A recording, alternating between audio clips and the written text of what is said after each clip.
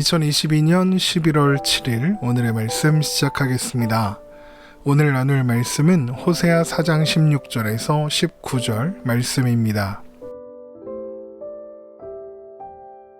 이스라엘은 완강한 암소처럼 완강하니 이제 여호와께서 어린 양을 넓은 들에서 먹임같이 그들을 먹이시겠느냐. 에브라임이 우상과 연합하였으니 버려두라.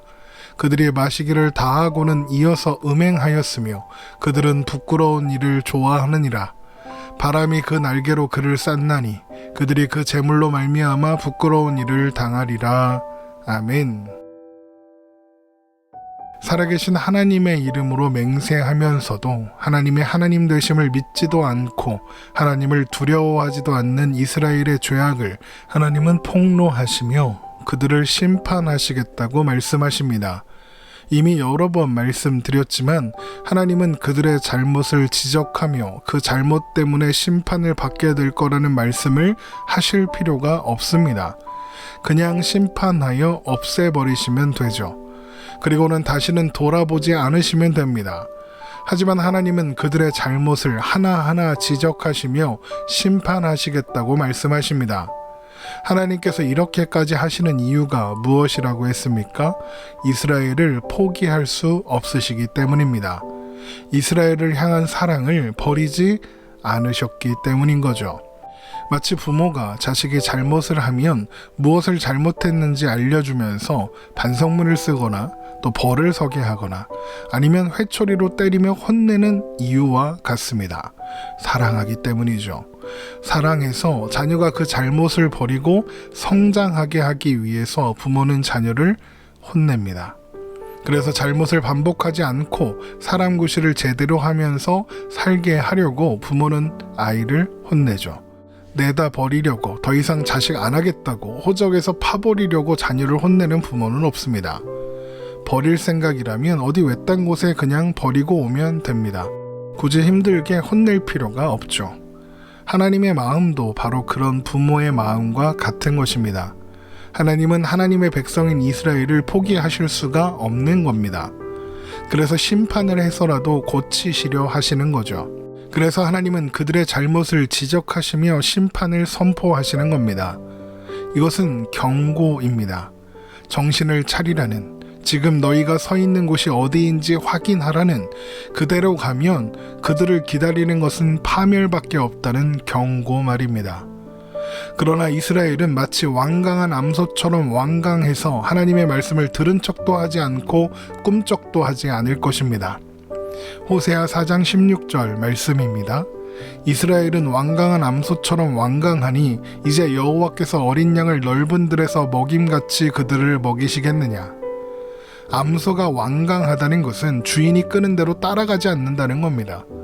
주인이 끌고 가는 대로 가지 않고 자기가 가고 싶은 길로 가겠다고 고집을 피우고 있는 거죠. 암소는 왜 주인이 가자는 대로 가지 않고 자기가 가고 싶은 길로 가려고 할까요? 주인이 인도하여 데리고 가려는 곳보다 당장 눈앞에 보이는 길가에 있는 풀이 너무 맛있어 보여서 그걸 먹으려고 하는 겁니다. 하지만 주인은 그리로 가려는 암소를 그리로 가지 말라고 자꾸만 끌어당깁니다. 왜요? 거기로 가면 절벽이고 떨어지면 죽을 테니까요. 그런데 암소는 그리로 가겠다고 버티는 겁니다. 조금만 더 가면 주인이 암소를 위하여 준비한 더 좋은 풀과 쉴만한 물가가 있는데 가지 않겠다고 버티는 겁니다.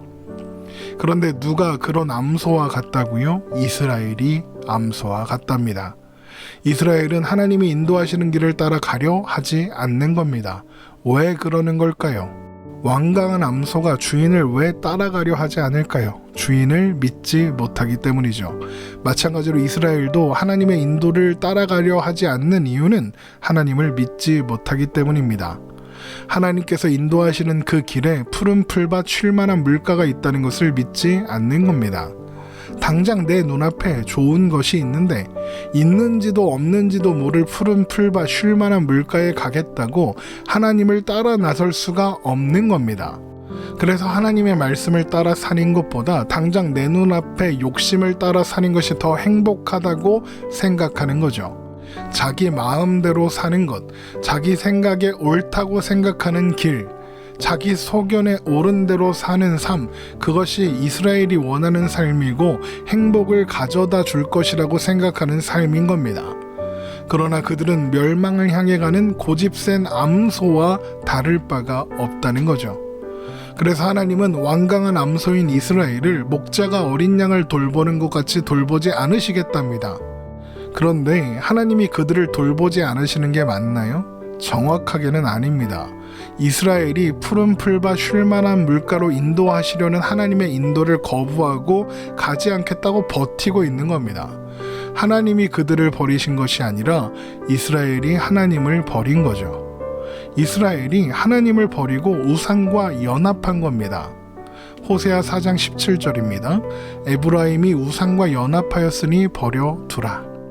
에브라임은 북이스라엘을 대표하여 부를 때 사용하는 명칭입니다. 하나님은 그런 이스라엘을 그냥 내버려 두시겠답니다. 그런데 하나님이 이스라엘을 버린 건가요? 아닙니다. 이스라엘이 하나님을 버렸죠. 하나님을 버린 이스라엘이 한 일이 무엇입니까? 음행입니다. 그리고 그 일을 부끄러워하기는커녕 좋아했죠.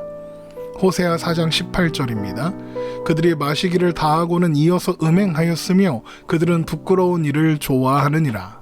하나님을 버리고 우상과 연합해서 고작 한다는 것이 음행이고 부끄러운 일이라는 겁니다. 그런데 그걸 좋다고 합니다. 그러면서 행복하다고 그러는 겁니다. 집을 떠나 가출한 아이가 행복하다, 자유롭다고 하는 것처럼 말입니다. 그러나 집 나가면 고생이죠. 그래서 그들은 큰 바람을 만나게 될 겁니다. 하나님 없이 우상을 의지하여 서 있던 그들이 바람이 둘러싸서 그들이 의지하던 우상과 우상 앞에 바친 제물들이 모두 사라지게 할 것입니다. 호세아 4장 19절 말씀입니다. 바람이 그 날개로 그를 쌌나니 그들이 그 제물로 말미암아 부끄러운 일을 당하리라. 바람이 날개로 싼다는 것은 강한 돌풍, 온몸을 휘감아 불어오는 강한 바람, 모든 것을 날려버리는 토네이도 같은 바람이 부는 것을 가리킵니다. 큰 바람이 그들을 휘감아 그들이 의지하고 사랑하던 모든 것들을 날려버릴 것이며 결국 그들에게는 부끄러움만이 남게 된다는 것이죠. 그런데 여기에서 흥미로운 점이 하나 있습니다. 바로 하나님께서 심판의 도구로 사용하시겠다는 바람이 폭풍을 의미하는 히브리어 사아르가 아니라 바람으로도 번역되지만 영으로도 번역되는 히브리어 루아흐가 사용되었다는 것입니다. 창세기 1장 2절 말씀입니다. 땅이 혼돈하고 공허하며 흑암이 깊음 위에 있고 하나님의 영은 수면 위에 운행하시니라. 여기에서 수면 위에 운행하시는 하나님의 영이라고 할 때 영으로 번역된 단어가 바로 루아흐입니다. 그래서 바람이 그 날개로 그를 쌌나니 이것은 영이 그 날개로 그를 쌌다라고도 해석될 수 있는 겁니다. 그러면 하나님은 왜 폭풍, 사르로 쓸어버리겠다 하실 수도 있는데 바람으로도 영으로도 번역될 수 있는 루하으라는 단어를 사용하셔서 이스라엘을 심판하시겠다 말씀하시는 걸까요? 바람이 날개로 그를 싸서 모든 것을 날려버리고 부끄러움만이 남게 되겠지만 또한 하나님의 영이 그 날개로 그를 싸서 보호하시고 또한 회복하시겠다는 하나님의 마음이 이 루아흐라는 단어를 통해서 표현되고 있는 겁니다. 그래서 이 말씀은 창세기 3장의 사건을 떠오르게 합니다.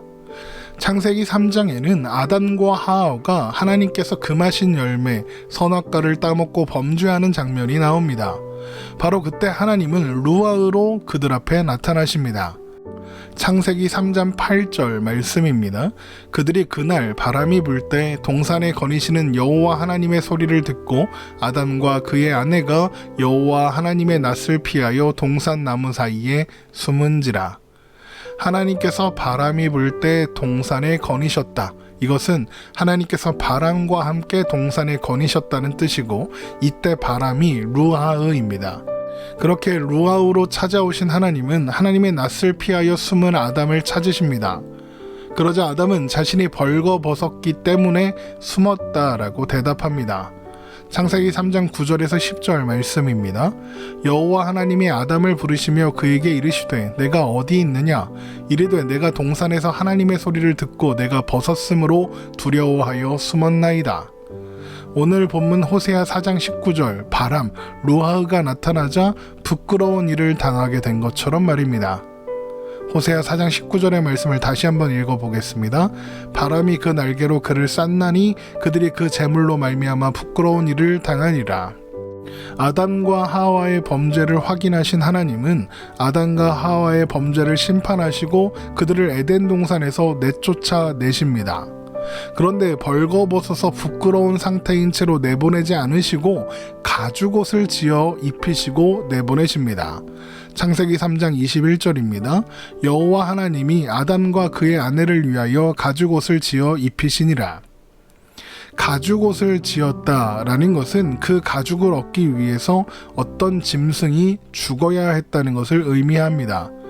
그리고 그것으로 아담의 수치를 가리게 하셨죠. 이는 아담의 수치를 가리기 위해서는 피 흘림이 필요하다는 예표이며 예수님께서 하나님의 어린 양으로 십자가에 못 박혀 피 흘려 죽으심으로써 아담의 수치가 가려지고 아담으로 인해 시작된 저주에서 우리는 비로소 벗어날 수 있게 되었습니다. 그래서 사도 바울은 로마서 4장 7절에 불법이 사함을 받고 죄가 가리어짐을 받는 사람들은 복이 있다라고 말하고 있는 겁니다. 하나님은 아담을 포기하지 않으셨습니다. 아담은 범죄했고 그래서 그는 부끄러움을 당했습니다. 그러나 하나님께서 친히 그 수치를 가려주시고 그 가려주신 가죽옷이 그의 수치가 완전히 가려지게 될 것의 모형이 되게 하셨습니다. 마찬가지로 하나님은 하나님 앞에 범죄한 이스라엘의 수치가 드러나게 하실 겁니다. 바람이 날개로 그들을 휘감아 싸서 그들은 모든 것을 잃고 부끄럽게 될 겁니다. 그러나 또한 하나님은 하나님의 영으로 그들을 휘감으실 것이며 그래서 그 수치를 가려주실 것입니다. 그들은 부끄러움을 당할 것이나 하나님은 그들을 포기하지 않으셨다는 겁니다. 그래서 호세아서는 계속해서 하나님의 심판을 경고하는 동시에 회복을 선포하고 있는 겁니다. 이스라엘은 하나님을 버렸지만 하나님은 이스라엘을 포기하지 않으셨습니다. 완강한 암소처럼 버티는 이스라엘을 하나님은 책짓질 하셔서라도 하나님께서 기뻐하시는 자리, 하나님의 백성들이 참된 행복과 평안과 안식을 누릴 수 있는 곳으로 데려가시겠다는 것입니다. 그렇게 포기하지 않는, 포기할 수 없는 하나님의 사랑이 호세아서를 통해서 선포되고 있는 것이죠. 우리가 받은 사랑도 이와 같습니다. 우리는 완강한 암소 같은 이스라엘보다 더하면 덜했지 덜한 존재가 아니었습니다. 그런 우리를 위해 예수님께서 십자가에 죽으셨고 우리를 구원해 주셨습니다. 우리의 죄를 보혈의 피로 덮어 가려주시고 더 이상 부끄러워하지 않도록 하셨죠. 그 은혜, 그 사랑 기억하며 하나님께서 바람 한번 불면 날아갈 것들을 의지하거나 사랑하지 말고 하나님을 의지하고 하나님을 사랑하며 살아가는 우리가 되기를 주님의 이름으로 축원합니다.